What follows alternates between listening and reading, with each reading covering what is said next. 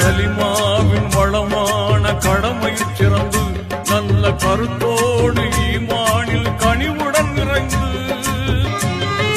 எழிலான நபியின் வழியினில் வளர்ந்து வாழ்வில் இறுதி கடன் நிறைவாகும் அருமையை அறிந்து மக்காவின் அரபாத்தில் பெரும் கூட்டமே அது மாறாத ஈமானை நிலை நாட்டுமே என்றும் நேரான நிறைவான வழியாகுமே ஏனின் மொழியாகுமே எல்லோரும் ஹஜ் செய்யலாம்